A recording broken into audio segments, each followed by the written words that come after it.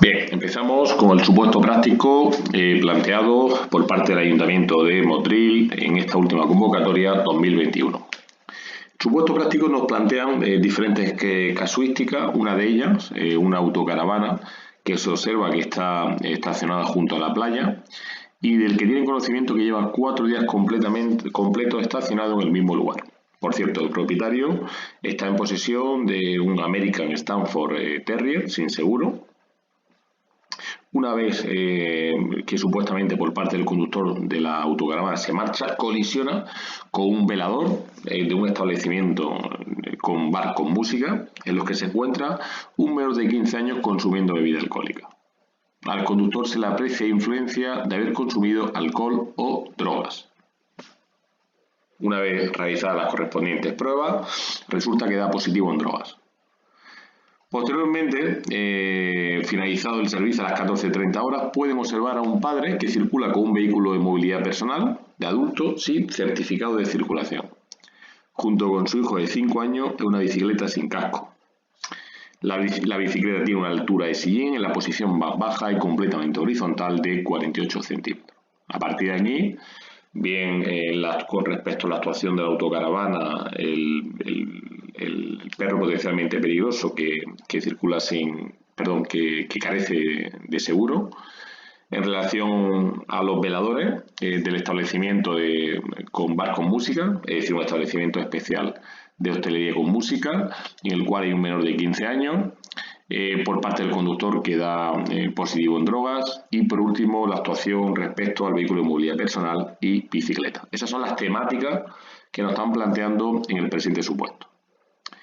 Sobre esas temáticas se nos formulan las siguientes preguntas. Una de ellas en materia de infracciones observadas en todo el supuesto. Segundo, documentación que debe presentar el establecimiento con licencia de bar con música y horario de los veladores. ¿Dónde se regula el registro de accidentes? Plazo y forma en que hay que realizarlo. Definición de vehículo en movilidad personal. Documentación necesaria y, si es necesario, comunicar al ayuntamiento al registro de vehículos de organismo autónomo de la Jefatura Central de Tráfico los datos de su registro. En quinto lugar, se nos pregunta si la bicicleta del presente supuesto tiene consideración de juguete y, en última instancia, cuál sería la actuación con respecto al vehículo de movilidad personal y la bicicleta. Esas son las 6 preguntas que se nos formulan, cada una con su correspondiente puntuación. Antes de resolver cada una de esas 6 preguntas, a título de recordatorio, os hacemos constar la legislación aplicable, la genérica, que ya sabéis, como siempre os decimos, siempre se puede ampliar, se puede hacer constar a la ley de base de régimen local, se puede hacer constar el Estatuto de Autonomía, pero bueno, básicamente, haciendo constar ya la Constitución, la ley 286 y la 13/2001, sería una base a tener en cuenta, ¿vale? Ahí insistimos que siempre se podría incorporar restante legislación. En cuanto a la específica y a nivel de animales, hacemos constar toda la legislación específica en materia de animales. También hacemos constar la legislación específica en materia de establecimiento, haciendo constar en primera instancia el decreto 155, la ley 13/99, la 4/97 en materia de prevención y asistencia, en materia de inspección, es decir, el decreto 165/2003, y en materia del Reglamento General de Admisión de Personas en los establecimientos públicos y actividades recreativas. Lógicamente hemos aplicado la normativa más inmediata atendiendo al contenido del supuesto.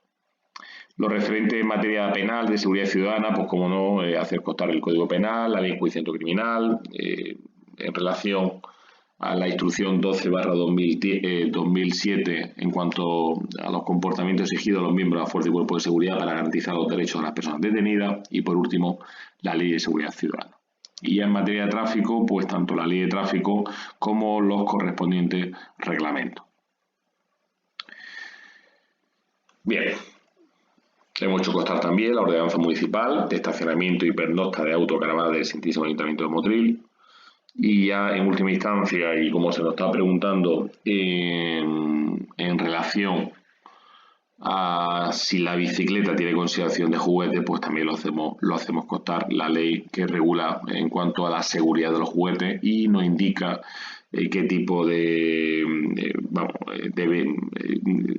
es lo que se puede englobar en la consideración de juguete, para que más o menos nos situemos y veremos cómo la bicicleta del presente supuesto no se puede englobar porque no cumple con las características que se nos indica en la referida norma. Bien, os aconsejamos siempre tener muy presente la normativa aplicable. Que nos lo preguntan, pues perfecto, y que si no nos lo preguntan y tenemos ocasión de hacer constar al finalizar el supuesto la normativa en la que nos hemos ido amparando en la resolución, es cuanto menos conveniente. Vamos a ir resolviendo las preguntas que se nos formulan. En primer lugar, en cuanto a las infracciones de todo el supuesto, hacemos referencia, en primer lugar, en lo referente al aparcamiento de la caravana. Pues decir que el Ayuntamiento de Motril cuenta con una determinada ordenanza municipal de estacionamiento y pernocta de autocaravanas del excelentísimo Ayuntamiento de Motril. Esta ordenanza, en su artículo 4.4, apartado D, nos indica que el tiempo máximo de estacionamiento en la vía para la autocaravana o caravana unidas a la cabeza tractora será de 48 horas seguidas. Salvo que estos vehículos estén dados de alta y así figuren en su permiso de circulación en el municipio de Motril, se entiende que estaríamos incumpliendo lo establecido en la ordenanza y, por consiguiente, la misma contempla este tipo de conducta como una infracción leve. ¿Por qué? Porque superamos las 48 horas que se nos permiten para estacionar en el mismo lugar. Y como resulta que está matriculado en Madrid, encajaría, como os digo, en la infracción leve a la citada ordenanza. El propietario de la autocaravana tiene un perro potencialmente peligroso, el cual es de la raza American Stafford Terrier y carece de seguro. El hecho de carecer de seguro imposibilita a estar en posesión de la correspondiente licencia de tenencia de animales potencialmente peligrosos. ¿Por qué? Porque el artículo 4 establece como un requisito para la obtención de la correspondiente licencia el tener suscrito el correspondiente seguro de responsabilidad civil por una cuantía mínima de 175.000 euros. Al no disponer de ese seguro, se entiende, y así nos lo ha hecho constar mediante respuesta por parte de la Junta de Andalucía, en particular del Servicio de Juego y Establecimientos Públicos, que en estos supuestos se entiende que en todo caso incurre en la infracción muy grave por carecer de la correspondiente licencia. A partir de aquí, las características de la infracción muy grave, en este caso por carecer de la correspondiente licencia. Estoy observando aquí que hemos puesto infracción grave, infracción muy grave, ¿no? Ahora, a continuación, modificamos en el PDF la resolución. Las características de este tipo de infracción, pues insistimos, infracción muy grave por tener el perro o animales potencialmente peligrosos sin la correspondiente licencia. Hacemos constar la autoridad competente sancionadora y la fundamentación jurídica en el sentido expuesto. Y, como no, hacemos constar también la consulta llevada a efecto y la resolución a la misma. Aquí, a continuación, a nivel de detalle normativo, hacemos constar tanto la Ley 50/99 en cuanto a los tipos de infracciones y restantes artículos que pueden ser de interés.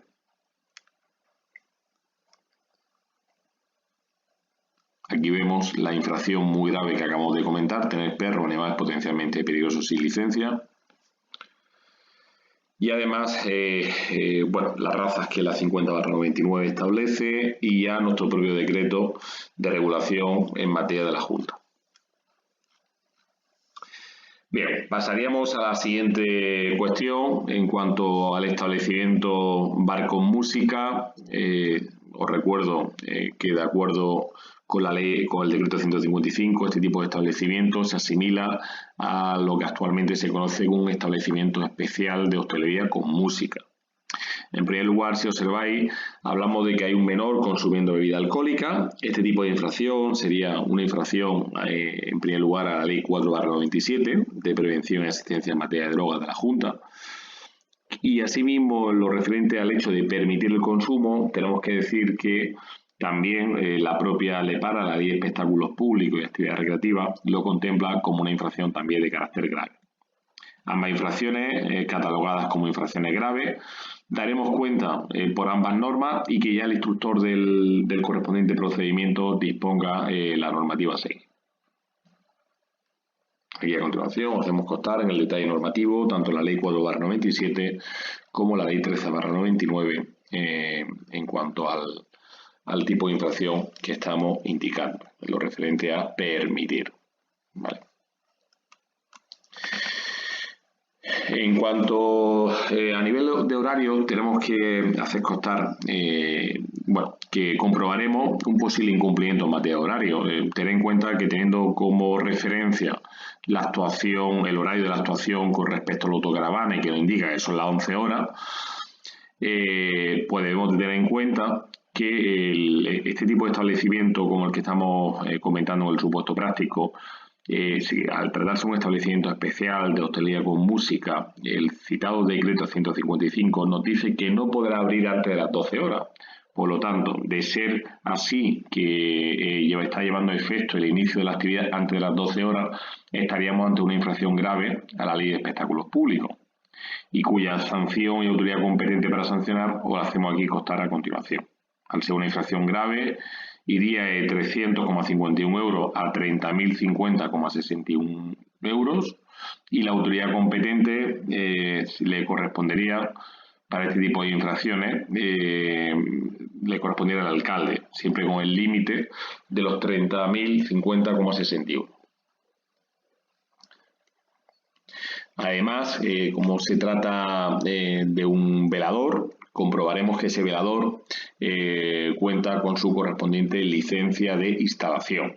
Entendemos que está en la vía pública, el supuesto en ningún caso no habla de que se trate de una zona de dominio privado, por lo tanto corroboramos si cuenta con la preceptiva licencia. En el supuesto de que careciese de la misma, pues que sepáis que estaríamos ante una infracción grave al artículo 20.1 de la Ley 13/99. La sanción y autoridad competente, en el mismo sentido expuesto anteriormente, al tratarse de una infracción de carácter grave, la cual iría con una sanción de 300,51 euros a 30.050,61. Y la autoridad competente para sancionar, que le correspondería a la figura del alcalde.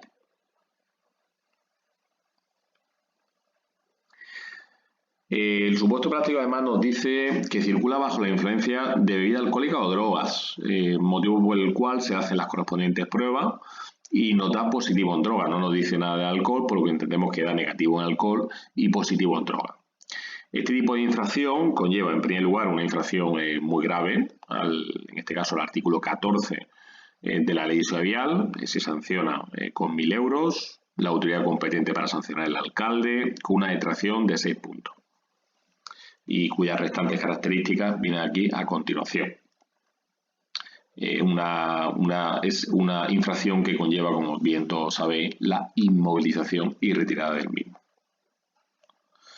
Asimismo, esta conducta debéis de saber, y tal y como nos indica el supuesto práctico, de que circula bajo la influencia de lo que resulta ser en materia de drogas, estaríamos ante un delito en materia penal al artículo 379.2, ¿vale? Que castiga la conducción bajo la influencia de drogas tóxicas, estupefacientes o sustancias psicotrópicas. Bien. Este delito y cuyas principales características las tenéis aquí a continuación, debéis de tenerlo presente. Pues ¿por qué? Porque el delito se cumple, por un lado, la conducción influenciada. Ha habido un accidente, como bien indica el supuesto práctico, por lo tanto la influencia queda más que patente y sumado al positivo en materia de droga, entendemos que cumple los elementos del tipo que acabamos de citar. Aquí a continuación, como os digo, tenéis las principales características del citado delito. ¿vale? En particular también con respecto al órgano jurisdiccional competente, que es el juez de instrucción. En estos supuestos en el que vemos que se da tanto una conducta, una infracción de carácter penal como administrativo, hay que tener presente lo establecido en el siguiente precepto, es decir, lo establecido en el artículo 85 de la Ley de Seguridad Vial, ¿vale? En este artículo 85 de la Ley de Seguridad Vial, en estos supuestos de que un hecho ofrezca indicio de delito, hay que actuar de oficio y, por tanto, se debe dar conocimiento al Ministerio Fiscal, por si procede el ejercicio de la acción penal, y acordará la suspensión de las actuaciones en materia administrativa. Y ya una vez que finalice el proceso penal, bien con sentencia condenatoria, se archivará el procedimiento sancionador administrativo sin declaración de responsabilidad. En cambio, en aquellos supuestos que la sentencia sea absolutoria o el procedimiento penal finaliza con otra resolución que le ponga fin sin declaración de responsabilidad, y siempre que la misma no esté fundada en la inexistencia del hecho, se podrá iniciar o continuar el procedimiento sancionador contra quien no haya sido condenado en vía penal. La resolución que se dicte deberá respetar en todo caso la declaración de hechos probados en dicho procedimiento penal. Bien, pues este artículo 85, tenerlo presente en los supuestos en los que se incurra tanto en vía administrativa como en vía penal, en este caso, como estamos viendo, la conducción con presencia de droga. En aquellos supuestos que se incurra en una infracción penal y administrativa, se dará preferencia a la vía penal y subsidiariamente a la vía administrativa, en este mismo sentido. Hemos hecho referencia al artículo 85 de la Ley de Seguridad Vial. Podríamos haber hecho también constar el artículo 3 del procedimiento sancionador, que en este mismo sentido el Real Decreto 320/94 nos establece también. Por lo tanto, bueno, hemos hecho constar este artículo 85 entendiendo que el más novedoso en relación a la cuestión que estamos tratando, y que viene a contemplar, insisto, lo mismo que ya en el procedimiento sancionador se nos indica. Bien, pasamos a la siguiente conducta a nivel de infracción que estamos observando. La infracción por no uso del casco homologado. Se trata de una infracción al artículo 47, por no utilizar adecuadamente el conductor de la bicicleta el casco de protección homologado. Ten en cuenta que, como se trata de un menor, en un principio la responsabilidad solidaria de ese tipo de infracción tendrá que responder el padre o responsable legal, los padres o responsables legales. La autoridad competente para sancionar sería el alcalde. Y con respecto a este tipo de infracción, importante, no procede la medida de la inmovilización, ¿vale? A diferencia, por ejemplo, del conductor de un ciclomotor. Entonces, hemos hecho referencia también aquí que en estos supuestos en los que se trate de un menor de 18 años, responderá solidariamente con el de la multa impuesta, sus padres, tutores, acogedores, etc.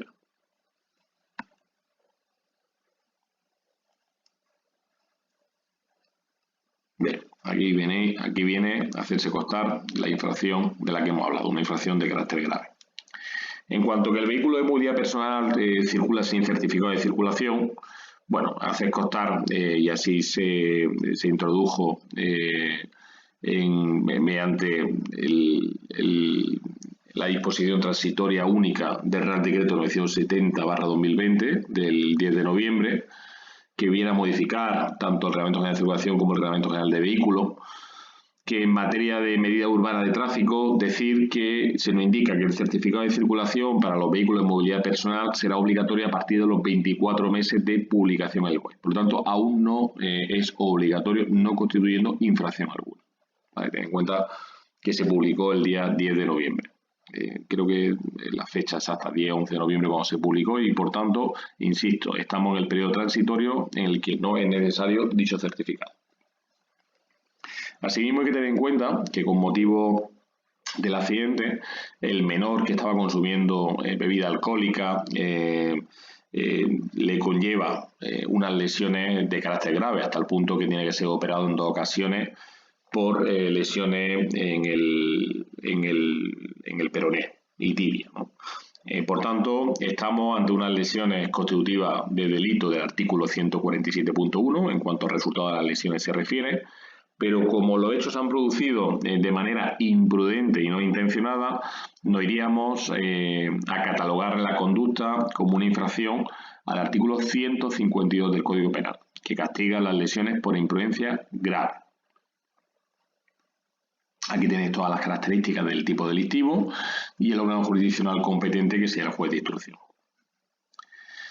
En segundo lugar, en cuanto a la documentación que debe presentar el establecimiento con licencia de bar, con música y horario de los veladores, bueno, pues hace constar, en primer lugar, que se requerirá la presencia del encargado responsable y en base al artículo 11 de la Ley 13/99, así como artículos 4 y 6 del Decreto en materia de inspección 165, actuaremos de la siguiente manera, donde ejerceremos en primer lugar las funciones de policía e inspección de los citados artículos 4 y 6 respectivamente. El primero de ellos, que es el que está más encaminado a nuestro papel como agentes de policía en materia de inspección, que sería ejercer las funciones de policía, donde comprobaremos la autorización administrativa, licencia, aforo, cumplimiento horario, las diferentes condiciones, tanto genéricas como específicas, en este último caso, en materia de admisión, limitaciones y permanencia en los establecimientos públicos, comprobaremos el impreso oficial de quejas y reclamaciones,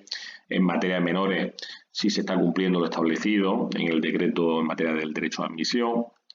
Y en cuanto a las funciones de inspección, que están más orientadas a la comprobación en cuanto a la adecuación de los establecimientos e instalaciones a la exigencia de la Ley 13/99 y, por tanto, la idoneidad documental, administrativa, vigencia, actuación de la normativa del contrato de seguro, etc.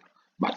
Dentro de las funciones de inspección destacaríamos principalmente lo referente a la inspección de vía y elementos de evacuación, que es una cuestión que se le da máxima importancia, sin perjuicio de corroborar aquellas otras cuestiones que, no obstante, atendiendo a la naturaleza de la materia, habrá otro servicio, si cabe, más específico, encaminado a la correspondiente supervisión de los mismos. Me refiero, por ejemplo, a los planes de emergencia, a la instalación eléctrica, insisto, todo ello va en sus correspondientes planes de emergencia que por los técnicos competentes darán el visto bueno. A título de resumen, pues podríamos decir que en cuanto a la documentación y amparándonos en lo anteriormente expuesto, comprobaremos la declaración responsable de autorización administrativa. Ten en cuenta que hablamos de un establecimiento fijo y por tanto sujeto a una declaración responsable. En cuanto a la actividad, comprobaremos la autorización que cuente con su correspondiente autorización para el ejercicio de la actividad citada. El seguro de responsabilidad civil, la calificación ambiental en materia de la Ley de Gestión Integral de Calidad Ambiental, hoja de quejas y reclamaciones, cartel informativo, condiciones técnicas ajustadas al Código Técnico de Edificación, así como en lo referente al tema de los veladores, su correspondiente licencia. En cuanto al tema de los veladores, insisto, entendemos que se encuentra en vía pública. En caso contrario, que fuese una zona privada, os recordamos que estaría supeditada a la correspondiente autorización del establecimiento. Bien, en cuanto al horario de los veladores, que se nos pregunta específicamente y ya hemos dado una pincelada en la primera pregunta, tenemos que tener en cuenta cuál es el horario de apertura y el de cierre. Y el de apertura, y en relación a este tipo de establecimiento, decir que no puede estar abierto antes de las 12 horas, y en cuanto al cierre, decir que el máximo del cual no podrá acceder sean de las 2 de la mañana. Todo ello atendiendo a los artículos 22 en materia de horario de cierre y 18 en materia de horario de apertura. Por lo tanto, los límites horarios, como acabo de comentar, será el de las 12 horas en cuanto a la apertura y a las 2 horas en cuanto al cierre. La tercera pregunta, ¿dónde se regula el registro de accidentes? Plazo y forma en el que hay que realizarlo. Bueno, hace referencia a la instrucción 2223/2014, del 27 de octubre, por el que se regula la comunicación de la información al Registro Nacional de Víctimas de Accidentes de Tráfico. Esta orden tiene por objeto regular los términos en los que se comunicará al Registro Nacional de Víctimas de Accidentes de Tráfico la información referente a las víctimas de los accidentes de tráfico que tengan lugar en las vías o terrenos de aplicación en cuanto a la ley de tráfico. Ese es el objeto de la instrucción. En cuanto a los plazos, pues en el supuesto de que se haya producido un fallecido o un herido con traslado al hospital, en el tiempo menor posible, en el menor tiempo posible, y en todo caso en un plazo máximo de 24 horas desde que haya ocurrido. Si no se da ninguna de las circunstancias anteriores, el plazo del que dispondríamos serían 10 días naturales desde la fecha en la que ha tenido lugar el accidente. Y en todo caso el formulario deberá quedar totalmente complementado en un plazo no superior a un mes. Esos son los 3 plazos que sean de aplicación en materia de comunicación al Registro Nacional de Víctimas de Accidentes de Tráfico. En cuanto a cómo hay que llevar a efecto esa comunicación, habrá que hacerlo de manera o a través de medios electrónicos, los cuales son obligatorios desde el 1 de enero del 2018. Cuarta pregunta. Defina los vehículos de movilidad personal, documentación necesaria. Y se nos pregunta si es obligatorio comunicar a los ayuntamientos, al registro de vehículos del organismo autónomo de la Jefatura Central de Tráfico, los datos de su registro. Bueno, tenemos que decir, en primer lugar, en cuanto a la definición, y así se nos hace constar por la modificación que sufre el Reglamento General de Circulación, así como el Reglamento General de Vehículos, y como no, por la propia instrucción en materia de vehículos de movilidad personal, que se entiende que son vehículos de movilidad personal aquellos vehículos de uno o más ruedas dotadas de una única plaza y propulsadas exclusivamente por motores eléctricos, que pueden proporcionar al vehículo una velocidad máxima por diseño comprendido entre 6 y 25 km. Solo pueden estar equipados con un asiento o sillín si están dotados de sistema autoequilibrado, y se excluye de esta definición los vehículos sin sistema autoequilibrado y con sillín, los vehículos en materia de competición y los vehículos para personas con movilidad reducida. En cuanto a la documentación, tenemos que añadir que los vehículos de movilidad personal están efectuados de obtener la autorización administrativa, en este caso para circular. Deberán de constarle un certificado de circulación que garantice el cumplimiento de los requisitos técnicos exigidos y el manual de características de los vehículos de movilidad personal que se aprobará por resolución del Director General de Tráfico. Actualmente, en cuanto al primero de los requisitos, el segundo de los requisitos en cuanto al certificado de circulación, tenemos que decir que el certificado para la circulación y su identificación será de aplicación a los 24 meses de la publicación del manual de características de los vehículos de movilidad personal en el correspondiente boletín oficial del Estado. ¿Vale? A partir de aquí, este régimen transitorio que ya actualmente lo hemos citado, bueno, pues no será, mientras tanto, obligatorio.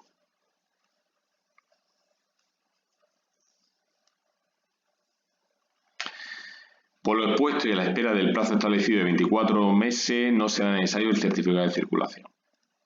Añadir que no necesitará para su conducción permiso de conducir, ni permiso de circulación, ni seguro obligatorio. Y que, sin perjuicio de ello, este tipo de vehículos tienen prohibido circular por aceras y zonas peatonales, por travesías, vía interurbana, autopistas, autovías que transcurran dentro del poblado y túneles urbanos. Deberán circular por la calzada cumpliendo la norma de tráfico como cualquier vehículo. Es obligatorio prenda reflectante de noche o con poca visibilidad. Y el casco solamente será obligatorio si consta en la correspondiente ordenanza municipal. Y en segundo lugar, en cuanto a que si es obligatorio la comunicación al registro de vehículos, indicar que no es obligatoria, según establece en el Real Decreto 970/2020, en su disposición adicional única, donde nos dice que las entidades locales podrán, por lo tanto no es obligatorio, lo deja de manera facultativa, comunicar al registro de vehículos del organismo autónomo de la Jefatura Central de Tráfico los vehículos de movilidad personal y bicicletas de pedales con pedaleo asistido, registrado en su municipio de acuerdo con lo que determine el organismo autónomo de la Jefatura Central de Tráfico. Todo ello, insisto, de acuerdo con su disposición transitoria única. La quinta pregunta se nos formula en cuanto a si se considera juguete la bicicleta. Aplicando la ley sobre la seguridad de los juguetes, en su anexo 1 nos establece la lista de productos que en particular no se consideran juguetes a efecto de estos Real Decreto. Y entre ellos, aquellas bicicletas con una altura máxima de sillín superior a 435 milímetros. Medida como la distancia vertical, más que milímetro, en este caso, sí, correcto, milímetro. Medida como la distancia vertical entre el suelo y el punto más alto de la superficie del sillín, con el sillín colocado en posición horizontal y, en este caso, la tija en la marca inferior. Por lo tanto, la bicicleta del supuesto práctico nos dice que la altura del sillín es de 48 centímetros, o con lo que podría ser pasado a milímetros 480, y por tanto no estaría considerado juguete. Y la última pregunta, en cuanto a la actuación que llevamos a efecto en lo referente al vehículo de movilidad personal, así como la bicicleta, decir que en el primer caso identificaremos al padre que maneja el vehículo de movilidad personal, lo identificaremos atendiendo a lo establecido en el artículo 16 de la Ley de Seguridad Ciudadana, corroboramos que se trata de un vehículo de movilidad personal y una vez que así lo podemos confirmar, los agentes se limitarán a hacer las comprobaciones sobre el vehículo en cuanto que no esté manipulado, ¿vale? Sin perjuicio de que se encuentre marcado con la Comunidad Económica Europea, etc.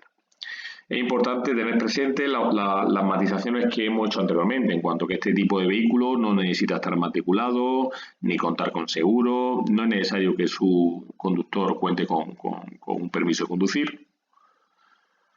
Y en lo referente al tema de las bicicletas, sobre el tema de las bicicletas tenemos que indicar que verificaríamos el número de serie y que no se encuentre sustraído.